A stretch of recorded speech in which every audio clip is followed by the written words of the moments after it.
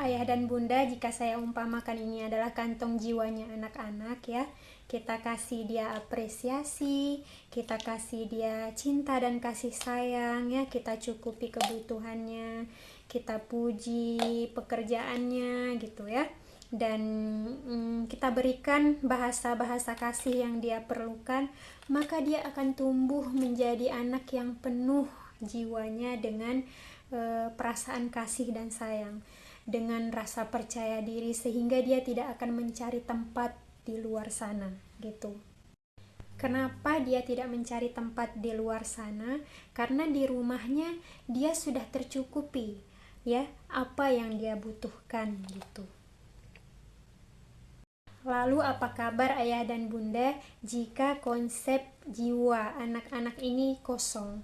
Kenapa? Karena kita bicaranya tergesa-gesa, kemudian kita suka menyalahkan anak, kemudian kita meremehkan anak, ya, nggak peduli perasaan anak, membandingkan anak, dan ngecap anak bandel, nakal, alhasil konsep jiwanya kempot, kosong gitu. Ketika dia berada di tempat yang tidak tepat ya, dia akan menemukan laki-laki di luar sana atau perempuan di luar sana yang bisa memberikan dia apresiasi, kamu keren ya, yang bisa memberikan dia pujian gitu.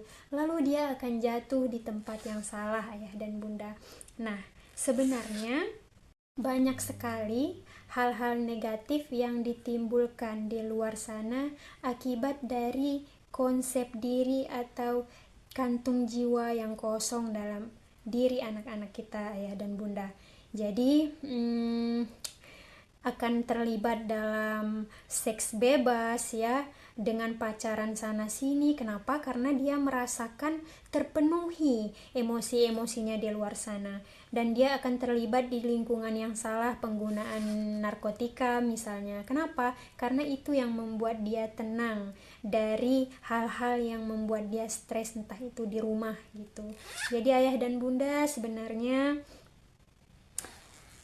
besar sekali harapan saya untuk semoga kita bisa memaksimalkan pola asuh di rumah untuk anak-anak kita, dan itu sebenarnya nanti di masa depan kita juga akan menuai hasil didikan yang kita juga akan menuai hasil dari didikan yang kita berikan saat ini untuk anak-anak kita ayah dan bunda. Saat kita memaksimalkan pendidikannya hari ini, kita di masa depan nanti kita akan merasakan kepuasan tersendiri yang tidak bisa dibayarkan dengan apapun, ketika kita melihat anak kita mampu secara mandiri mengatasi hidupnya ya, kita sudah bisa melepaskan dia berjalan sendirian untuk menata kehidupannya.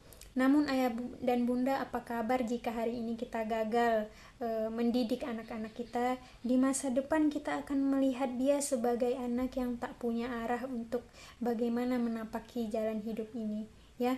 Kita nggak tahu bagaimana kesedihannya yang dia rasakan di saat masa anak-anak, masa remaja, di masa-masa di mana ia mendapatkan pola asuh yang seharusnya ia dapatkan. Namun dampak dari hal-hal yang kurang di masa lalu, akhirnya saat ini dia tumbuh menjadi anak-anak yang tidak tahu arah hidupnya mau dibawa kemana, tidak tahu cara mengambil keputusan dalam hidupnya bagaimana, dan tidak tahu apa yang harus dia lakukan. Alhasil yang paling mengkhawatirkan adalah akhirnya dia menjadi sampah di masyarakat yang jangankan berguna untuk orang lain, bahkan dia nggak bisa berguna untuk dirinya sendiri. Untuk itu ayah dan bunda, mari kita mengasuh anak kita secara sadar. Mari kita mengasuh anak kita seperti mengasuh diri sendiri, bagaimana kita ingin diperlakukan ya, hal-hal yang kita butuhkan seperti itu. Kita butuh disayangi, mari kita sayangi anak-anak kita.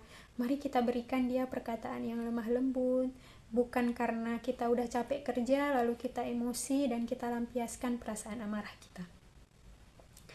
Ayah dan bunda, anak-anak kita itu juga sama seperti kita manusia yang ingin diperlakukan secara baik dan penuh dengan kasih sayang.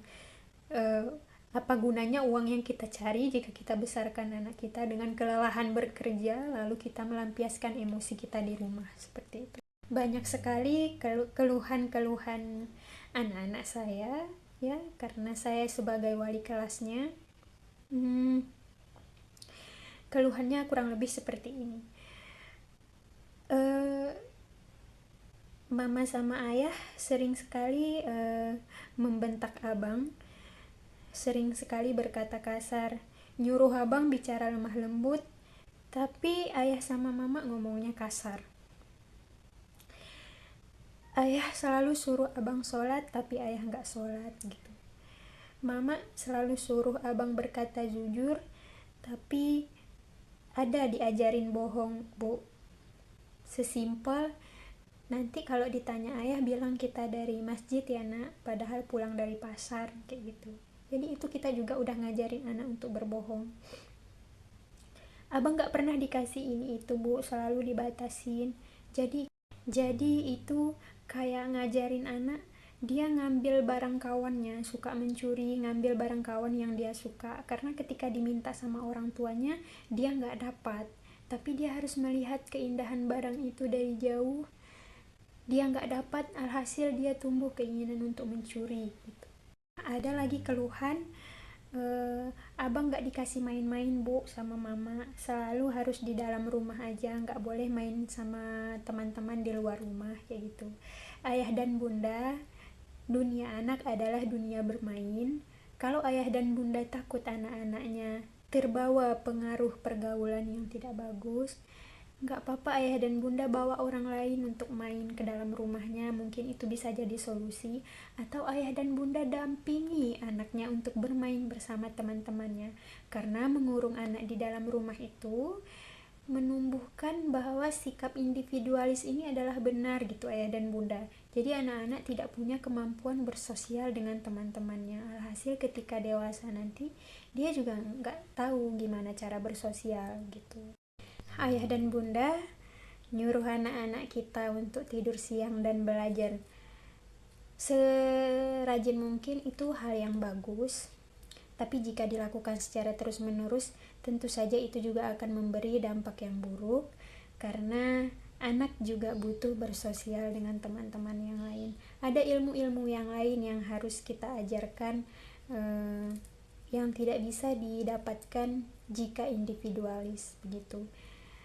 Ayah dan bunda, besar sekali harapan saya, semoga kita bisa tumbuh menjadi orang tua pembelajar, ya, mau mengevaluasi apa yang sudah kita berikan dan mau memaksimalkan apa hal-hal yang kurang yang sudah kita berikan. Saya doakan ayah dan bunda semoga sehat selalu dan senantiasa Allah berikan rezeki yang berlebih dan berkepanjangan supaya dimampukan untuk memenuhi hal-hal yang ananda kita butuhkan.